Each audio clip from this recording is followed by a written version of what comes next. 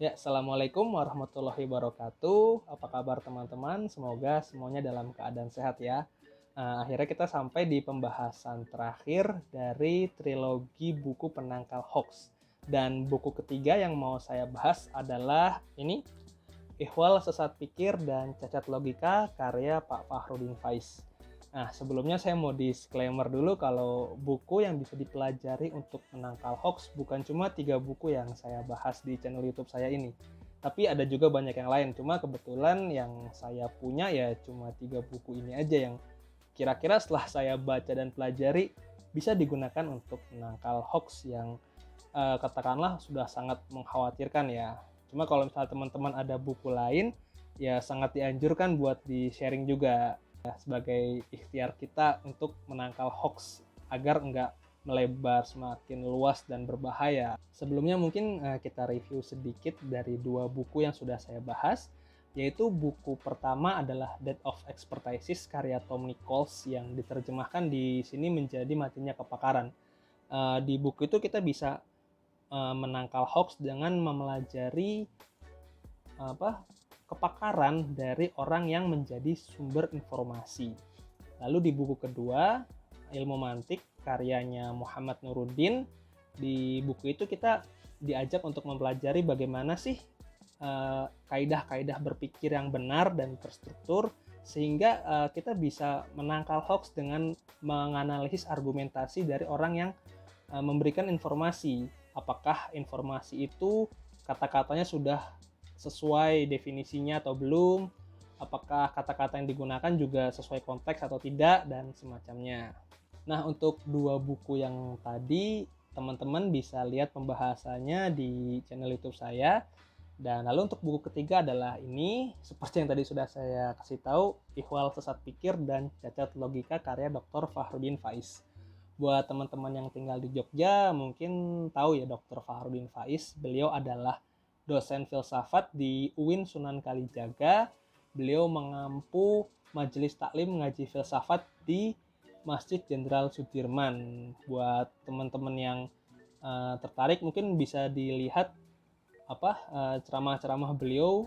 Buat saya tuh sangat disarankan sih, karena filsafat yang mungkin buat kita terdengar berat, terdengar angkor, itu bisa beliau jabarkan sehingga terdengar ringan dan mencerahkan.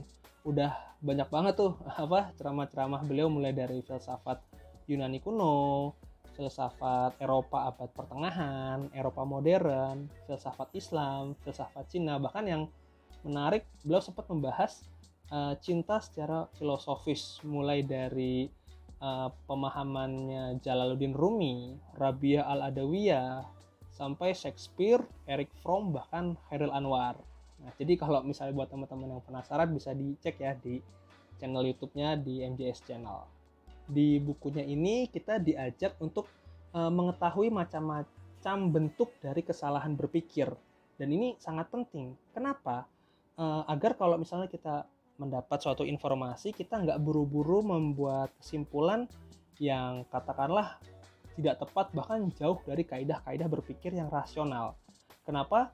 Hoax itu umumnya tercipta dari proses berpikir yang nggak sesuai kaidah, entah disengaja atau tidak.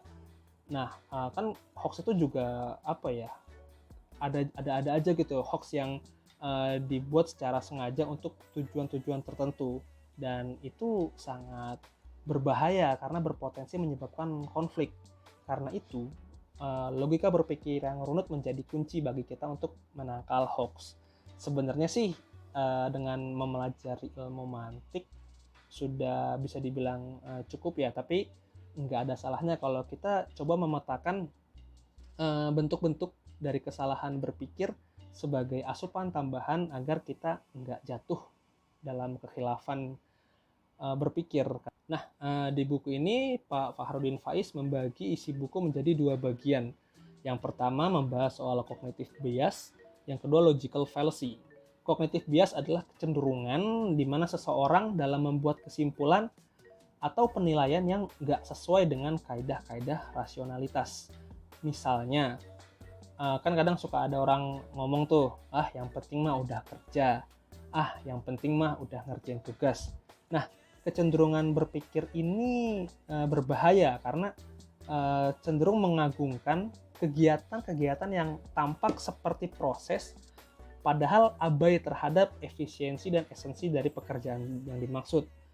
Kan apa ya, kayak orang kalau kelihatan kerja, orang cuma kelihatan capek, orang kelihatan ribet gitu.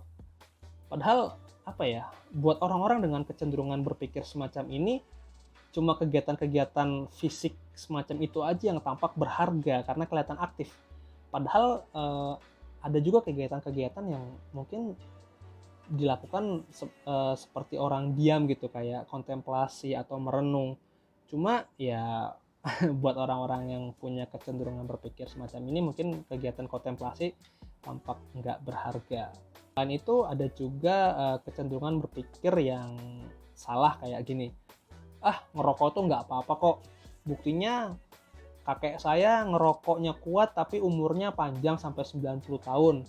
Atau komik itu bacaan yang berbahaya, buktinya ada tuh orang yang nyerang temennya pakai cutter karena terinspirasi dari adegan komik. Nah, ini juga ada contoh kecenderungan berpikir yang salah dan bahaya juga, karena umumnya orang-orang dengan kecenderungan berpikir seperti ini cuma mengambil sampel terdekat yang jadi top of mind-nya, tapi nggak bisa dibilang mewakili argumentasi secara keseluruhan. Katakanlah yang kakeknya bisa panjang umur meskipun kuat ngerokok, ya mungkin emang kakeknya dikaruniai tubuh yang kuat aja gitu kan, sampai bisa umur panjang meskipun ngerokok. Padahal nggak bisa disangkal bahwa rokok-rokok itu yang biasa kita beli di warung atau minimarket mengandung zat-zat yang berbahaya buat tubuh kayak tar atau hidrogen cyanida. Jadi ya meskipun ada orang yang berumur panjang meskipun ngerokok, tapi nggak sedikit juga orang yang umurnya pendek karena wafat akibat sakit dari merokok. Terus juga argumen komik yang dianggap bahaya karena ada orang yang terinspirasi melakukan suatu kejahatan dari adegan komik.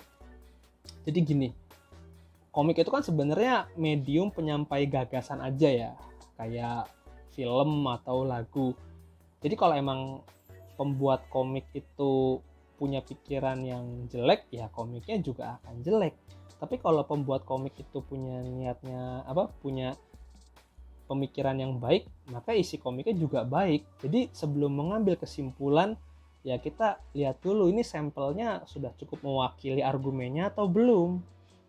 Karena ya seperti yang tadi saya bilang, coba dipahami dulu deh definisi atau hakikatnya, katakanlah kayak komik itu apa, sebelum menjatuhkan penghakiman terhadap komik. Terus juga di buku ini selain cognitive bias juga dibahas logical fallacy. Ini mungkin sering muncul pembahasannya di sosial media ya.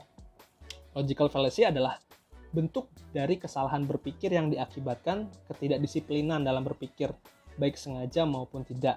Contohnya kayak misalnya ada false dilemma, di mana sering kan kita dihadapkan cuma dua pilihan. Padahal kalau dipikir-pikir pilihan yang lain tuh ada.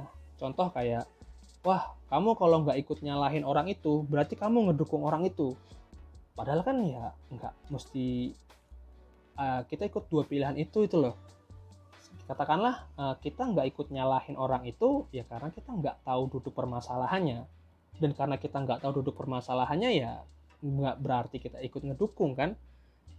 Jadi kalau misalnya ada orang yang menawari kita dua opsi, ya coba kita ambil waktu sejenak untuk berpikir, karena siapa tahu ada opsi alternatif yang lebih baik gitu loh. Nggak buru-buru dalam mengambil kesimpulan. Selain false dilemma, ada juga ad hominem misalnya. Ini juga sering nih kalau kita lihat di sosial media. Ad hominem ini adalah kecenderungan kesesatan berpikir di mana pelakunya daripada menelaah argumen yang dia nggak sepakati, lebih memilih untuk menyerang orang yang memberikan argumen itu. Dan biasanya bentuk penyerangan itu latar belakangnya bisa berupa agama, etnis, afiliasi kelompok, dan semacamnya. Misalnya katakanlah kayak, ngapain kita belajar sejarah Islam dari orang yang bukan agamanya Islam misalnya.